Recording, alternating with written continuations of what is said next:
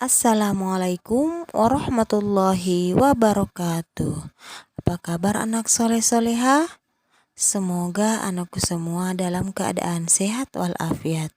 Amin. Insya Allah hari ini kita akan belajar tema 8 yaitu tentang cerita fiksi.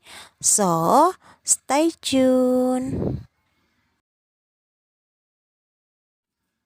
Anak soleh-soleha, Miss mau tanya nih, apa cerita rakyat yang ada di daerah tempat tinggal kalian?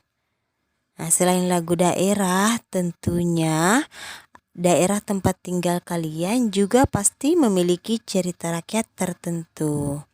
Nah, cerita rakyat itu yang disebut dengan cerita fiksi. Dan untuk lebih jelasnya, yuk simak baik-baik pengertian daripada cerita fiksi.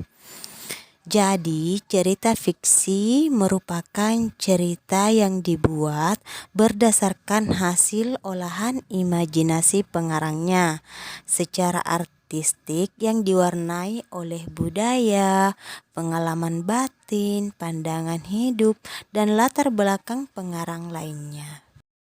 Cerita fiksi yang tersebar di seluruh daerah di Indonesia memiliki berbagai bentuk dan jalan cerita masing-masing. Berikut jenis-jenis cerita fiksi. Yang pertama, legenda.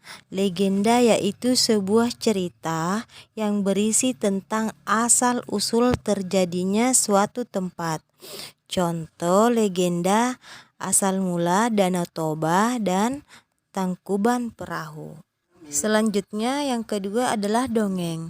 Jadi dongeng adalah cerita yang tidak benar-benar terjadi. Dongeng biasanya bersifat menghibur dan mengandung nilai pendidikan. Contohnya dongeng Cinderella. Selanjutnya yang ketiga yaitu mite. Mite yaitu cerita yang berisi mengenai dewa-dewi atau cerita sifatnya sakral dan penuh mistis. Misalnya kisah Nyi Roro Kidul, Dewi Sri, dan Hikayat Sang Bima. Sage yaitu sebuah cerita yang isinya mengandung unsur sebuah sejarah. Misalnya Damar Wulan dan Ciung Wanara.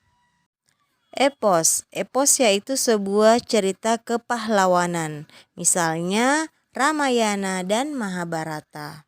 Yang keenam, cerita jenaka, yaitu sebuah cerita yang menceritakan mengenai kebodohan atau sesuatu yang lucu. Misalnya cerita Pak Pandir, Pak Belalang, dan cerita Si Kabayan. Selanjutnya novel. Novel adalah sebuah karangan prosa panjang yang mengandung rangkaian cerita kehidupan seseorang dengan orang-orang di sekelilingnya yang menonjolkan watak dan sifat setiap pelaku. Contoh novel Harry Potter karya J.K. Rowling. Selanjutnya yang kedelapan yaitu fabel atau cerita binatang.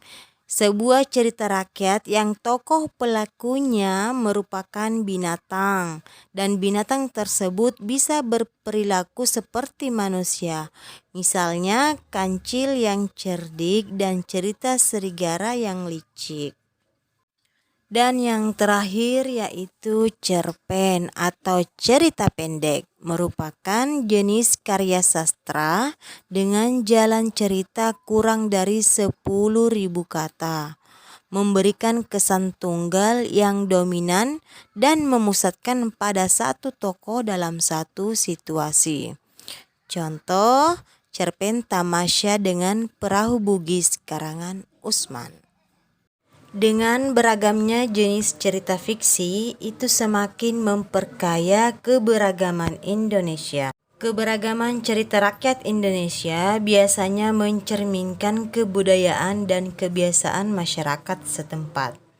Nah, selanjutnya ada tugas yang pertama yaitu silakan anak soleh-soleha membaca bacaan fiksi, cerita fiksi yang ada dalam buku tematik tema 8 Yang pertama yaitu asal mula Rawapinang halaman 7.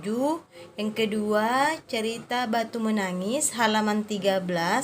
Yang ketiga asal mula Danau Toba halaman 17. Yang keempat Sinde Laras halaman 24. Dan yang kelima Jaka Tingkir halaman 27. Nah, selanjutnya silakan anak soleh-soleha mengerjakan soal berikut ini. Nomor 1 yaitu apa yang dimaksud dengan cerita fiksi seperti yang ada dalam video ini yang Miss jelaskan tadi. Nomor 2, dalam cerita asal mula Rawapening, wanita melahirkan seorang naga. Nah, naga tersebut diberi nama siapa? Nomor 3, sebuah cerita yang berisi tentang asal-usul terjadinya suatu tempat disebut. Dan nomor 4, cerita Batu Menangis termasuk cerita, jelas cerita fiksi, tapi cerita fiksi apa? Yang kelima, cerita asal mula Danau Toba termasuk cerita. Selanjutnya, tokoh selir Raden Putra dalam cerita Sinde Laras memiliki watak. Dan yang terakhir, apa balasan yang diterima Jaka Tingkir karena sudah mengalahkan banteng yang ganas? Dan untuk memudahkan menjawab soal yang Miss berikan ini, silakan Ananda membaca cerita yang Miss arahkan tadi yang ada dalam buku tematik tema 8 subtema 1. Itulah tadi penjelasan singkat tentang cerita fiksi dan jenis-jenisnya. Semoga apa yang Miss sampaikan Ananda bisa memahaminya dengan baik. Wallahu muwaffiq ila aqwamit thoriq. Wassalamualaikum warahmatullahi wabarakatuh.